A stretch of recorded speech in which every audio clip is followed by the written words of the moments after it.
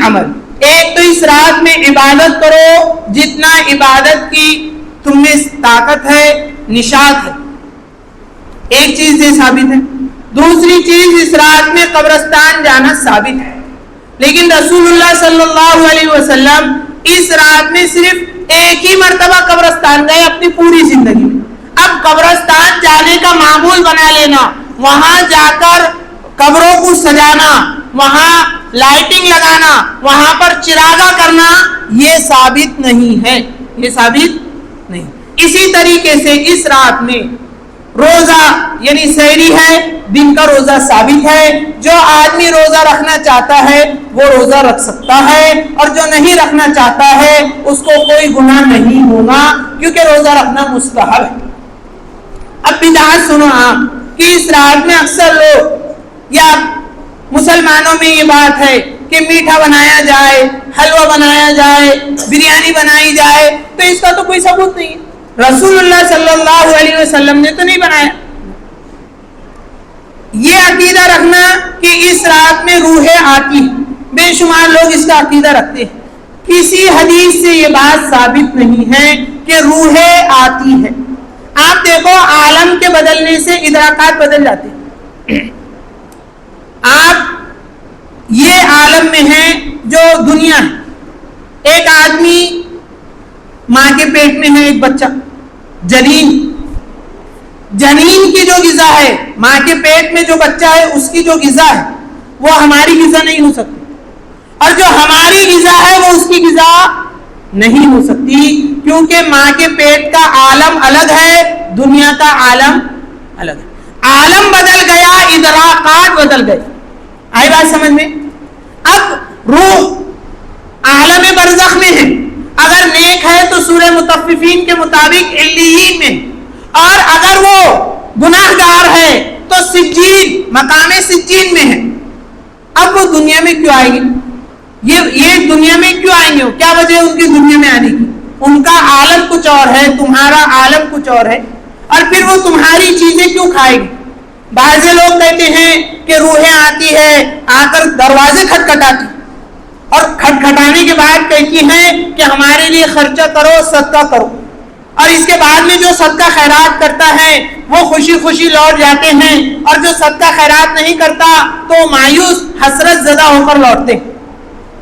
اگر نیک لوگ ہیں تو وہ روحیں اللہ کے انعام میں ہے، تنعم میں۔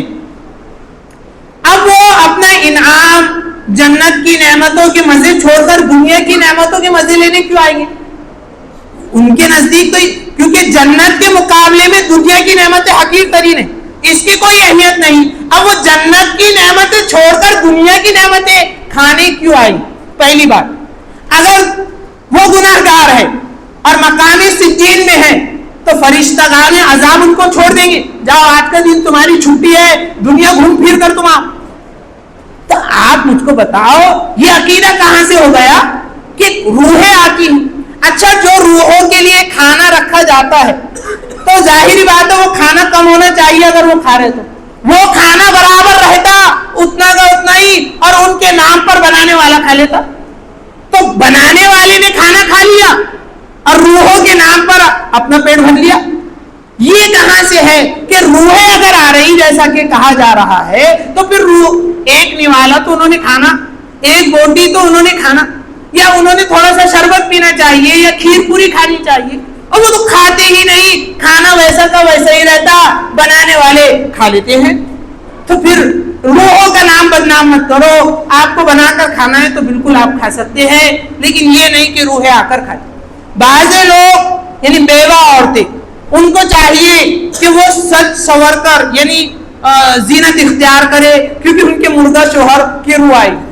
تو آپ مجھ کو بتاؤ آپ کہ مردہ شوہر کی روح یہ عورت کو دیکھ کر کرے گا کیا بیچارہ؟ وہ تو چلے گا، اس کا عالم ہی بدل گیا۔ اور اگر وہ جنت میں ہے تو اس کو حوروں کا مزہ مل رہا ہوگا، تو پھر وہ تنعم میں ہے تو دنیا میں کیوں آئے گا؟ اور پھر بننا سورنا، بعض لوگ تو بسترے تیار کرتے ہیں۔ میرے دوستو، شریعت سے اس کا کوئی تعلق نہیں۔ رسول اللہ صلی اللہ علیہ وسلم نے اپنی پوری زندگی میں یہ واہیات حرکت، یہ بدعت ہے، بدعت کا کوئی علاج ادراکات نہیں. قرآن اللہ کے نبی صلی اللہ علیہ وسلم نے حدیث میں فرمایا ایاکم ومحدثات الامور, بدعت پر عمل کرنے سے بچو. ایسا نہیں ہوتا جیسا ہم نے گھڑ لیا ہے اپنی جانب سے. قرآن و حدیث کو سمجھنا ضروری ہے, اپنی جانب سے ہم کچھ بھی عمل نہیں کر سکتے. اب دیکھو, روح عالم کے بدلنے سے ہم نے کہا ادراکات بدل جاتے, جیسا کہ عیسیٰ علیہ السلام آسمانوں میں ہیں. قرآن مجید نے کہا کہ ان کو نہ قتل کیا گیا ہے نہ ان کو سولی دی گئی ہے, بلکہ اللہ تعالیٰ نے ان کو وما قتلوہ وما صلبوہ ولکن شبیہ لہ, نہ ان کو قتل کیا گیا ہے نہ ان کو سولی دی گئی ہے, بلکہ ہم نے ان کو مشتبہ کر دیا کہ وہ کہاں گئے, اور حقیقت میں وہ آسمانوں میں. اللہ تعالیٰ نے کہا انی متوفیک ورافعک الی, ہم تم کو ہماری جانب. تو عیسیٰ علیہ السلام کہاں ہے؟ آسمانوں میں ہے. تمام لوگوں کا عقیدہ ہے اللہ تعالیٰ نے ان کو آسمانوں میں اٹھا لیا. روایت میں ہے کہ قرب قیامت میں عیسیٰ علیہ السلام جو ہے وہ آئیں گے دمشق کی جامع مسجد کے مینار بیضا پر. مینار بیضا پر وہ اس صورت میں آئیں گے کہ دو فرشتوں کے کاندھوں پر ایسے ان کے ہاتھ رہیں, اور اس طریقے ہاتھ کے ساتھ وہ نیچے اتر رہے ہوں, اور وہ مینار بیضا پر اتریں گے. اترنے کے بعد مینار بیضا سے سیڑھی لگائی جائے گی اور سیڑھی کے ذریعے وہ نیچے آئے گی. اب کوئی یہ کہے کہ مینار بیضا تک تو وہ آ گئے فرشتوں کے ذریعے سے, تو نیچے تک آ جانا چاہیے تھا, وہاں سے کہا کہ بیچاروں نے سیڑھی لگائے, فرشتوں نے یہاں تک تو لائے تھے ان کو. اب وہ پوری کی پوری نیچے اگر فرشتوں کے ساتھ آ جاتے تو کیا حرج تھی, خامخواہ سیڑھی لگائی گئی اتنے سے کے واسطے. تو اس کو یہی کہا جائے گا کہ بابا یہ عالم الگ ہے, وہ عالم الگ تھا, یہ عالم دار الاسباب ہے, یہاں سبب اختیار کرنا پڑے گا جب اس کا نتیجہ نکلے. کوئی آدمی کہے میری فصل ہی نہیں ہوئی, میری فصل ہی نہیں ہوئی, اس کو کہا گیا تو نے کھیت میں بیج بویا تھا, اس نے کہا میں نے بیج تو نہیں بویا, تو فصل کہاں سے ہوگی؟ میرے کو بچے ہی نہیں ہوئے, اولاد ہی نہیں ہوئی, شادی کیا تو نہیں, تو پھر بچے کیسے ہوں گے؟ تو دنیا دار الاسباب ہے, تم سبب اختیار کرو تب اس کا نتیجہ نکلے گا. تو معلوم یہ ہوا کہ عالم بدل گیا. ارے عالم بدل گیا تو ان کو سیڑھی لگانا پڑا.